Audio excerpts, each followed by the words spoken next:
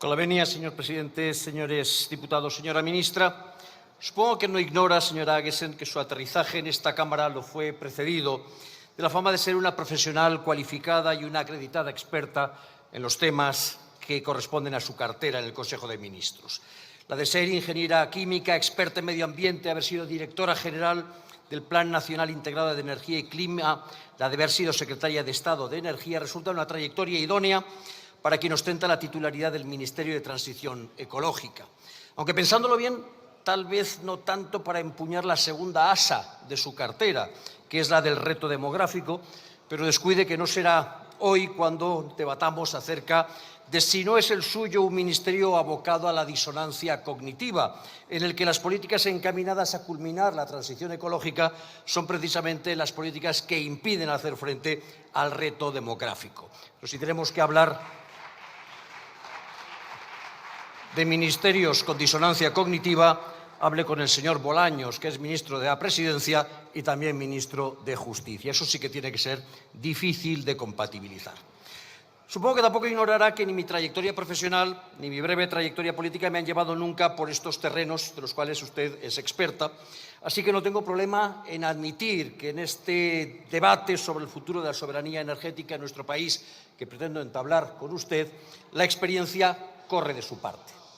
La experiencia corre de su parte, pero el momentum, que como usted sabe, y si no se lo explico yo, es la cantidad de movimiento de un cuerpo, definida por Newton como el producto de su masa y de su velocidad en un instante determinado, el momentum corre de la mía y de la de mi grupo. Porque pocas ideas han cobrado tanta actualidad en el debate político europeo durante estos últimos años como la de soberanía energética, y ningún grupo político ha puesto tanto y tan temprano énfasis en ella como el que ahora le interpela.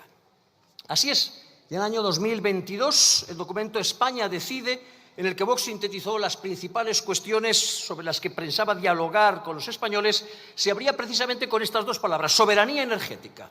Un documento que arrancaba constatando que los gobiernos de las últimas décadas nos habían abocado a una pérdida progresiva de la soberanía energética de España, agravando la magnitud de nuestra dependencia y multiplicando el monto de las facturas de las familias, que lamentaba que leyes como las del cambio climático, aprobadas en el 2021 con nuestra única oposición, habían prohibido la exploración, la investigación y la explotación de nuestros recursos energéticos, entrañando un auténtico atentado contra la economía nacional, comparable con la tiranía de quien incendiase los campos de trigo mientras su pueblo pasaba hambre. Y proponía que los españoles pudieran decidir sobre el futuro del modelo energético que querían para su país.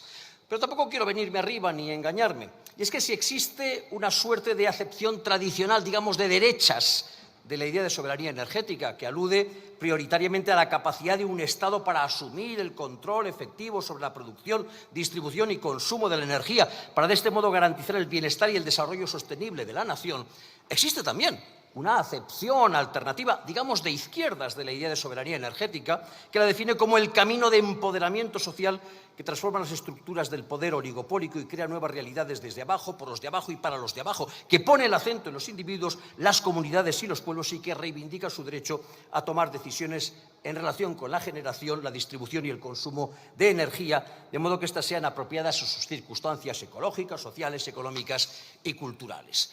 Lo que menciono básicamente a los efectos de que los señores del ala izquierda del hemiciclo levanten la vista de sus móviles, siquiera sea un instante, no sea cosa que cuando lo vayan a hacer descubran que ya no les quedan votantes a los que mirar a los ojos. Empecemos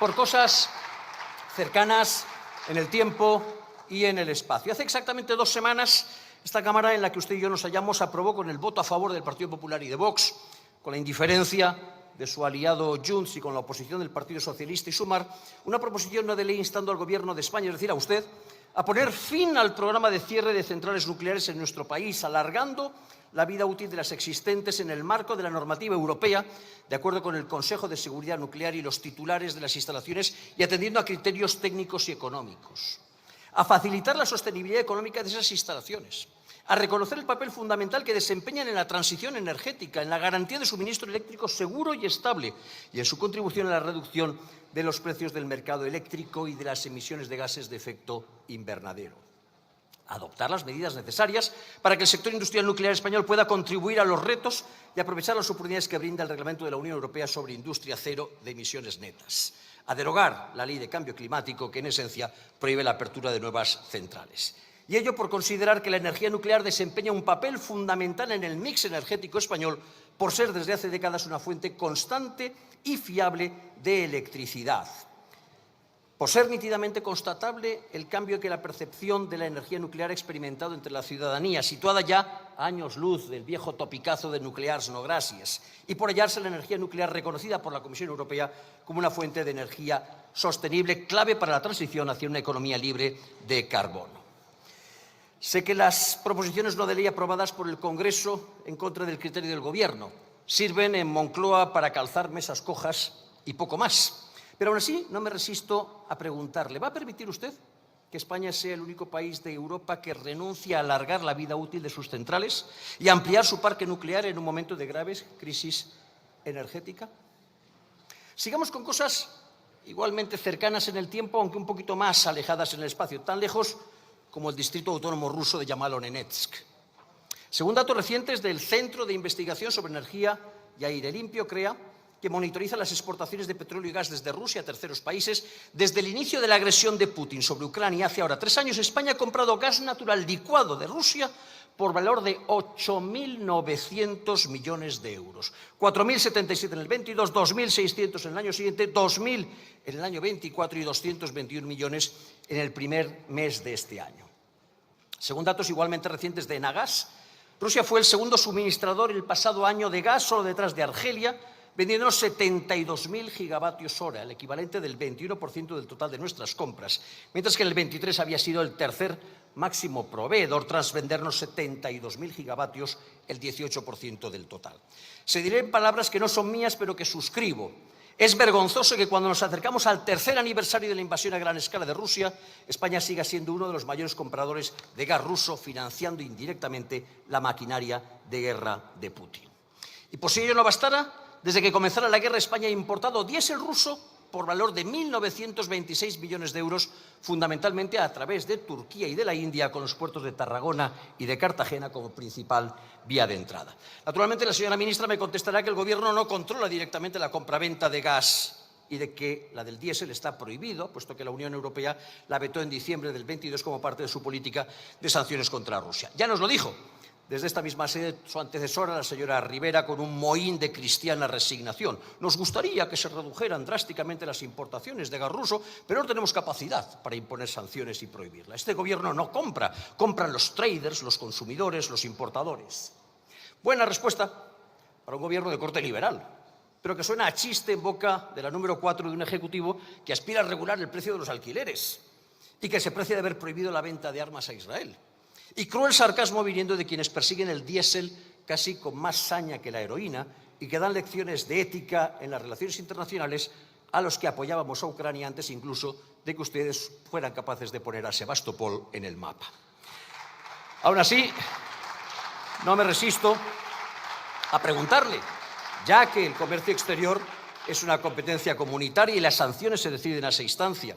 ¿Podría preguntarle a su amiga Teresa Rivera, flamante vicepresidenta de la Comisión Europea, la española con más poder en Europa a lo largo de la historia, si tiene alguna decisión en mente respecto de la importación de gas ruso?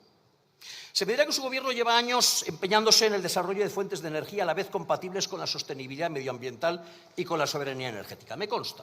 Como también le consta a todos los agricultores y ganaderos para los que la expansión de la energía fotovoltaica promovida por su Gobierno está traduciéndose en un serio encarecimiento del suelo agrario cada vez más atractivo para la producción energética y menos para su explotación agraria y ganadera. Un fenómeno cuya consecuencia es una significativa reducción de la superficie de tierra susceptible de cultivarse.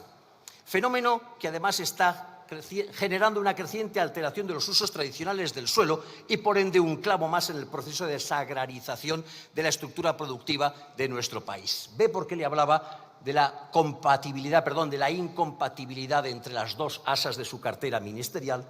Porque a 2.000 euros la hectárea la agricultura se va al garete. El problema tiene un nombre, sobreinstalación, y la solución tiene otro nombre igual de complicado, repotenciación. Y es que si el funcionamiento intermitente de estas fuentes de generación eléctrica altamente dependientes de las condiciones climáticas obliga a sobredimensionar la capacidad instalada para satisfacer la demanda, la repotenciación o el reacondicionamiento de los aerogeneradores con inversiones de menor calado, con menor impacto ambiental que las precisas para la creación de nuevos parques eólicos, permitiría aumentar significativamente la producción de energía eólica, optimizar las infraestructuras, mejorar la eficiencia y reducir la presión sobre el territorio y los recursos naturales. Dije fuentes de energía compatibles con la soberanía energética.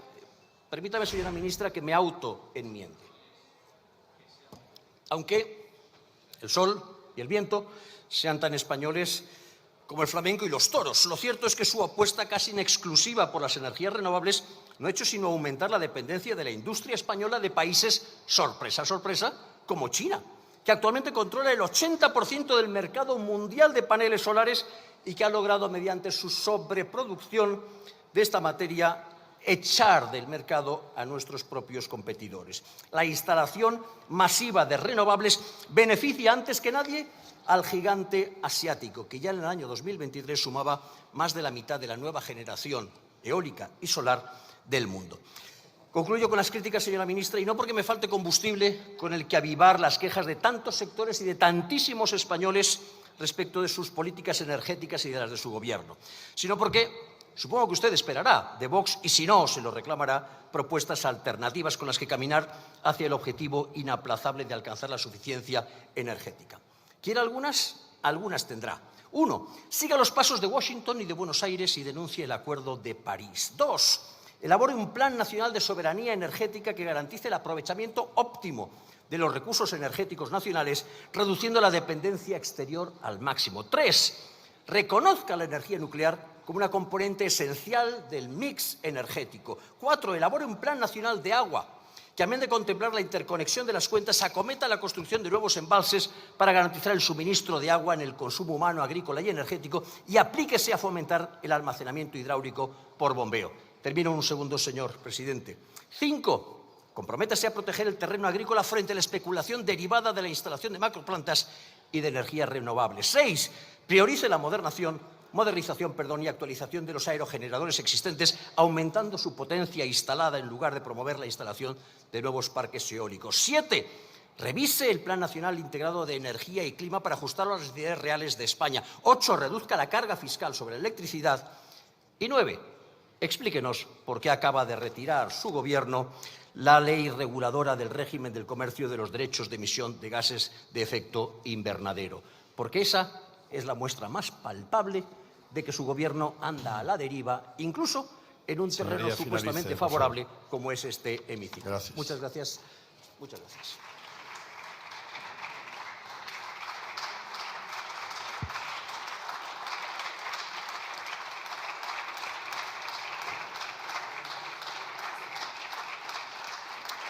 A continuación tiene la palabra en nombre del Gobierno la señora vicepresidenta tercera y ministra para la Transición Ecológica y el Reto Demográfico.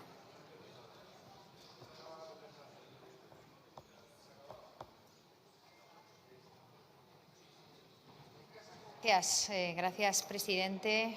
Y muchas gracias también, señor Flores, por la oportunidad que me brinda hoy para trasladar la apuesta del Gobierno, efectivamente, la apuesta clara en la que llevamos trabajando mucho tiempo. Precisamente, no hemos dejado de trabajar por esa autonomía energética y estratégica. Me gustaría destacar que esas políticas de las que usted ha hablado son políticas diseñadas desde varios frentes. Me gustaría empezar también hablando del conocimiento, de la ciencia, pero también de la participación de los sectores productivos y económicos de este país, de toda la sociedad en su conjunto, porque este Gobierno trabaja con procesos ampliamente participados. Y además, también le quiero informar, por si no lo sabe, que la planificación de este Gobierno no solo ha sido avalada por distintas instituciones internacionales, sino también por la propia Unión Europea. Y sí, quiero ser contundente, en este Gobierno la transición ecológica es una pieza fundamental en la que venimos trabajando, pero también es una pieza fundamental porque está precisamente en el centro de esa autonomía energética de la que usted hablaba. La mejor receta para asegurar la autonomía, la seguridad de suministro del conjunto de la propia Unión Europea es alejarnos de los combustibles fósiles. Por dos motivos. El primero es evidente. Hablar de seguridad es también hablar de emergencia climática y de seguridad climática en el mundo, pero también en España, que somos un país especialmente vulnerables. Y lo hemos sufrido recientemente y cada vez la ciencia nos dice que va a ser más recurrente. Pero también porque en España no hay petróleo, no tenemos fuentes de gas para conseguir nuestro abastecimiento, no tenemos uranio enriquecido, pero sí tenemos sol y sí tenemos viento. El despliegue de las energías renovables son la forma más eficiente de invertir en España, la forma mejor de seguir aumentando nuestra autonomía estratégica con renovables y con almacenamiento. Y los datos nos avalan. Desde el año 2018 hemos visto un país como España que reduce nuestra dependencia y tenemos precios más y más competitivos que nuestros socios y nuestros vecinos europeos. Precisamente, desde el año 2018 este país ha aumentado un 126% nuestro parque renovable, un 126% en energía fotovoltaica y en energía eólica. Precisamente también el Banco Europeo y el Banco de España destacan que gracias a esas renovables la factura que pagan nuestros consumidores es un 40% más barato y podrá ser un 50% más barata en el año 2030. Precisamente esta realidad hace que los españoles y españolas ya pueden disfrutar de los precios de los más competitivos y más bajos de la zona euro y, por supuesto, vamos a seguir trabajando porque precios asequibles no solo es seguridad para nuestros hogares, sino también para nuestro tejido productivo e industrial. Y precisamente la pobreza energética también ha sido uno de los trabajos más serios de este Gobierno, del Gobierno de España. Un momento, vicepresidenta, un segundo.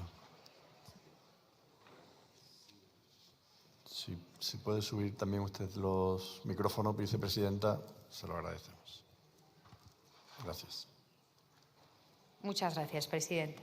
Precisamente decía que la pobreza es un tema serio y precisamente les animaría a ustedes, señorías, a revisar lo que votaron cuando pusimos encima de la mesa medidas fundamentales para proteger a los colectivos más vulnerables. Más de 1.600.000 hogares que actualmente se están beneficiando del bono eléctrico y el bono térmico, donde hemos aumentado la cobertura, el porcentaje también de ahorro en sus facturas y donde hemos conseguido que las facturas durante lo peor de la crisis sean incluso menores que antes de la guerra de Ucrania. Me gustaría también hablar de estrategia, de planificación, de tener visión. Y eso es lo que hemos hecho también con pobreza energética, lanzando una nueva estrategia por parte de este Gobierno.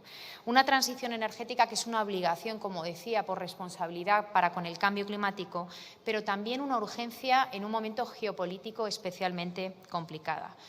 Guerra de Ucrania, a la que se sume el contexto que creo que conocen de sobra, donde Europa tiene que avanzar en innovación, en competitividad, en digitalización y en precios más asequibles. Precisamente Europa habla de precios más asequibles de la mano de las energías renovables. Mundo global, mundo interdependiente, conectado, y nuestra estrategia también es tender la mano con socios europeos.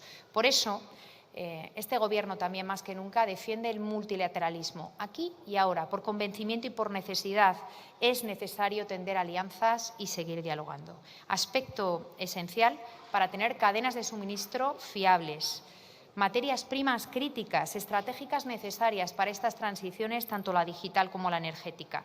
Por ello, esas lecciones aprendidas, esas crisis aprendidas también de la guerra, por ejemplo, de Ucrania, nos han hecho apostar todavía con más fuerza por la descarbonización, por la cadena de valor local. Y esa sigue siendo una prioridad de este Gobierno. Hemos diseñado un plan nacional integrado de energía y clima, un plan que lo lidera las tecnologías locales, cadena de valor local, recurso local, con impacto local. Y sí, precisamente este Gobierno es el que apuesta por energías renovables que generen más beneficio en el territorio, que generen menos impacto ambiental. Y disculpe que le diga que existe una práctica que se llama agrovoltaica, que permite el diseño de parques aunando sinergias con el sector agrario. Y eso también lo estamos incentivando en este Gobierno. Energías renovables con costes operativos muchísimo más bajos que los del carbón, los del gas o la energía nuclear, y con capacidad de producción de bienes de equipo local. Les voy a contar cuál es el porcentaje de bienes de equipo en la industria eólica en España. 90%. En la fotovoltaica, más del 60%. Una generación que precisamente, usted lo indicaba, señoría, más distribuida, más cercana a los ciudadanos, empoderando al ciudadano con el sector energético. Pero, por otro lado, también quiere saber cuál es la capacidad en este país de enriquecimiento de uranio. Cero. Cero. El 75% del uranio se produce en Kazajistán, Australia, Canadá y Namibia, y el 99% del enriquecimiento de uranio para convertirlo en combustible está en manos de 4 empresas. Pero de esas 4 empresas, el 45% está en manos de Rosatom. ¿Sabe quién es el dueño de la empresa Rosatom? Es una empresa pública rusa. Estos datos no son datos de este Gobierno, son datos de la Agencia Internacional de la Energía. Insisto, yo creo que tenemos que aprender lecciones de la experiencia, de la historia, y tenemos que intentar alianzas estratégicas y evitar dependencias que nos causan máximas vulnerabilidades. Me hablaba usted del gas, efectivamente. El gas es algo que hemos pedido a las empresas, mercado liberalizado, como usted sabe, que hagan los máximos esfuerzos para reducir la dependencia. Pero también en Europa estamos trabajando con el nuevo comisario Dan Jorgensen para definir esa hoja de ruta para reducir y eliminar la dependencia de los combustibles fósiles de Rusia. Esa es la apuesta de España y así vamos a seguir trabajando. Nos importa la autonomía estratégica y ese Plan Nacional de Energía y Clima que usted quiere cambiar, que acabamos de aprobar, lo hemos aprobado en septiembre. Insisto, un proceso muy dialogado y con muchísima participación. Me ha gustado la palabra que ha utilizado, sus compañeros no la suelen utilizar, debate. Pues ha sido debatido y participado, aprobado en septiembre. ¿Lo quiere revisar ahora? Acabamos de aprobarlo, ese Plan Nacional Integrado de Energía y Clima, donde apostamos por autonomía, un 50% de independencia energética en este país, o un 50% de dependencia, lo puede contar de las dos maneras, pero partíamos de un 73% de dependencia en nuestro país, en España. Un ahorro de 90.000 millones de ahorro para españoles y españolas que no tenemos que consumir combustibles fósiles. Un ahorro que Europa también valora en 59.000 millones de euros gracias a invertir en renovables y, en el caso de España, 14.000 millones de euros. Un PNIEC que también consigue reducir el coste de la energía eléctrica, apostar por la electrificación, por tejido productivo industrial, por reindustrialización en nuestro país, porque las empresas quieren venir a España no por el parque nuclear, quieren venir a España por las energías renovables, que son la forma más barata de producir energía en este país y en el mundo. No lo digo yo, lo dicen las agencias internacionales. ¿Y cómo saben? Precisamente llevamos trabajando en un diseño de una estrategia que garantiza primero el suministro. Ese Plan Nacional de Energía y Clima no viene de la nada, viene de más de 6 modelos reconocidos a nivel europeo e internacional, para asegurar, lo primero, el suministro a los españoles y a las españolas, con el incremento del parque renovable y del almacenamiento, generando cadena de valor industrial, acompasando esa electrificación de nuestra industria. Hablamos de apoyar una industria made in Europe, made in Spain, tejer relaciones con socios fiables y, por ello, también apostar por el PERTE. Esos PERTEs tan importantes como es el caso del hidrógeno renovable, almacenamiento y energías renovables. 1.200 millones en valles de hidrógenos, más de 9.000 empleos directos y más de 10.000 empleos indirectos. 750 exclusivamente dedicados a la cadena de valor de esas energías renovables, del almacenamiento o de los electrolizadores. Y 250, 100% para el hidrógeno, cadena de valor del hidrógeno renovable. Hablamos también de que somos capaces, en ese contexto que tratan de siempre ocultar, un plan de gobierno que consigue un crecimiento económico por encima del 3%. 3%, por encima del 3%, más que cualquier otra economía desarrollada. Somos el 50% del crecimiento europeo. España es el 50%. Generando empleo, disminuyendo desigualdades, generando bienestar, calidad de vida para españoles y españolas, generando una agenda de competitividad y un proyecto país. Señoría, la autonomía energética y estratégica es una prioridad y lo va a seguir siendo. Muchísimas gracias. Gracias.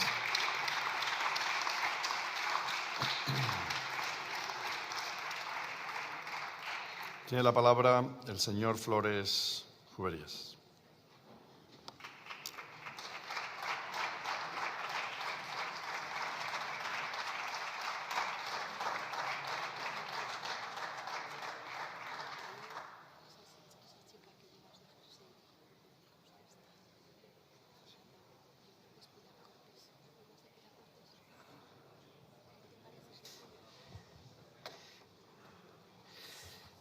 Con la venia, señor presidente. Señora ministra, le agradezco en primer lugar el tono y le agradezco en segundo lugar el contenido de su respuesta. Venimos de una sesión de control al Gobierno en donde hemos escuchado al ministro del Interior preguntarle a la portavoz de Vox acerca de la política migratoria de Estados Unidos.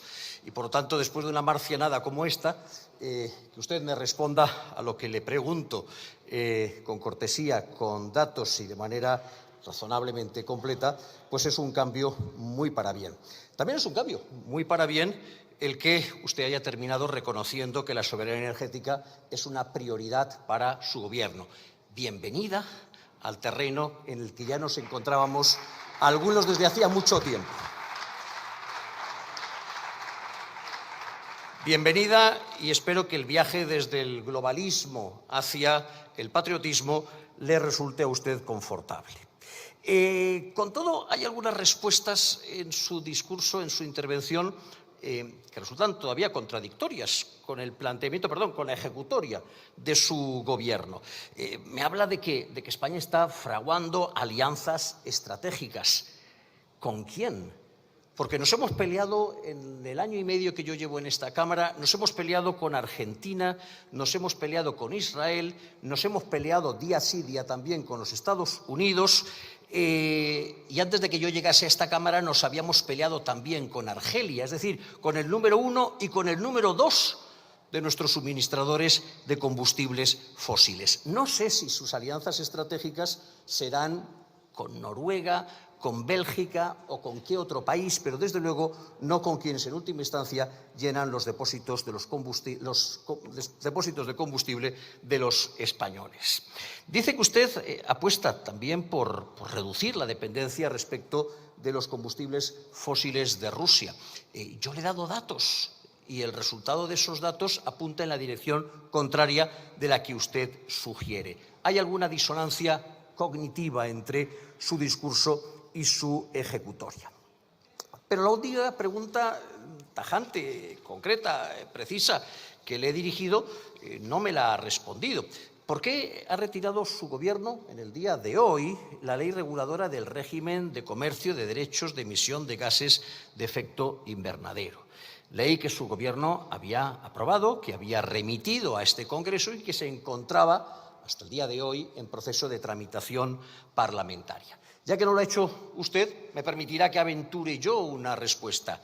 Quizás sea porque en la tramitación parlamentaria de ese proyecto de ley se había introducido una enmienda por la que se suspendía el impuesto del valor de producción eléctrica, actualmente fijado en el 7%, y del cual se iba a derivar un ahorro de 400 millones de euros para las familias españolas, de 500 millones de euros para las pymes y de 200 millones de euros para las grandes industrias. Quizás sea porque su Gobierno es incapaz de garantizar la aprobación en esta Cámara, donde se supone que tiene una mayoría de los proyectos de ley que vienen de Moncloa. Quizás sea porque el ridículo del Grupo Parlamentario Socialista llega hasta el extremo de perder votaciones porque algún diputado llega tarde y la mesa se queda en minoría, quizás sea por todas esas razones, pero ninguna de ellas justifica que su gabinete nos mienta, que nos diga que el proyecto de ley se ha retirado porque piensan repensar la idea, abrir un debate más profundo. No, señora ministra, no es porque piensan repensar la idea, es porque para ustedes la prioridad número 1 es hacer caja, la prioridad número 2 es salir con vida de cada sesión plenaria de este Congreso. Y la tramitación de ese proyecto no les garantizaba ni lo uno ni lo otro. Muchas gracias. Gracias.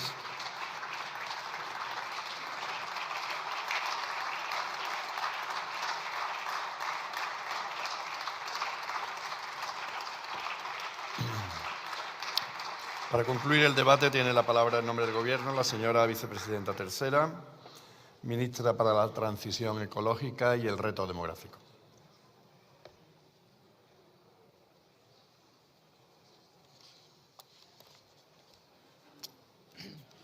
Muchas gracias. Gracias, presidente, y muchas gracias, señoría. Me caracteriza responder con bastante claridad a lo que está haciendo el Gobierno en las materias que tiene que ver la transición ecológica, es decir, las que tiene esta vicepresidencia y este ministerio, Transición Ecológica y Reto Demográfico.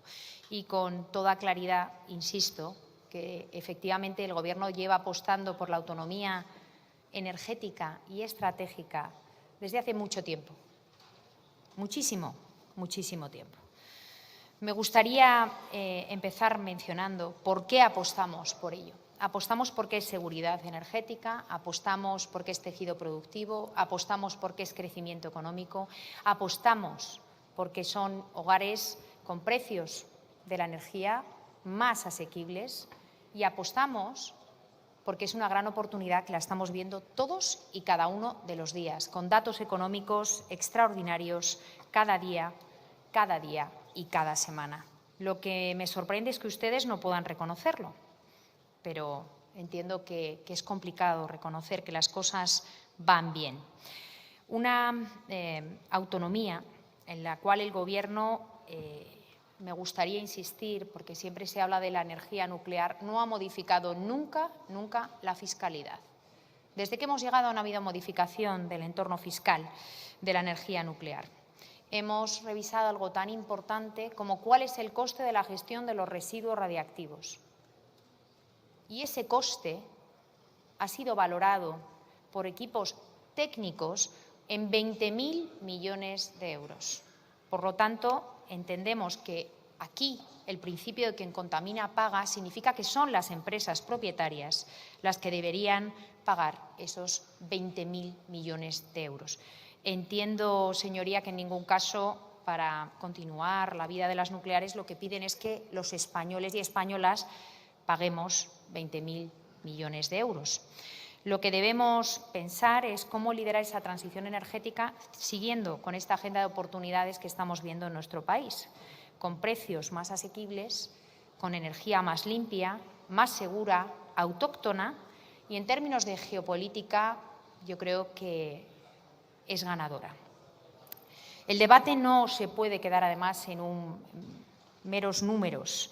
Quiero ser clara, el principal problema a corto plazo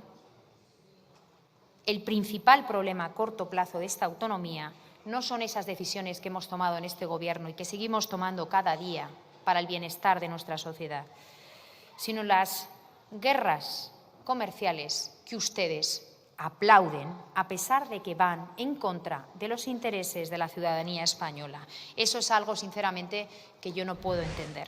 Insisto, lo que hemos hecho desde el principio es tener una estrategia muy clara que beneficie a todos los españoles, coherente con la planificación que llevamos poniendo encima de la mesa desde el año 2018. Una agenda que son políticas bien diseñadas, que dan buenos resultados económicos e, insisto, según Funcas, España atrae el doble de inversión extranjera que economías como Francia o Alemania. Los medios internacionales, porque parece ser que hay que irse al mundo internacional para reconocer la agenda española, como el Financial Times, el Economist o Le Monde, destacan el éxito de nuestras políticas, de nuestro crecimiento económico y de nuestra agenda verde como motor básico para este crecimiento. Conocemos datos positivos y me resulta extraño por qué ustedes, señorías, no pueden reconocerlos. Impulsar medidas con mayor coste para la ciudadanía es lo que me están pidiendo. Espero que no. Nosotros somos capaces de seguir trabajando para impulsar la autonomía estratégica, apostar por lo local, apostar por las renovables, hacerlo de forma competitiva y, en todo caso, siempre apostando por la seguridad energética. Muchísimas gracias. Muchas gracias.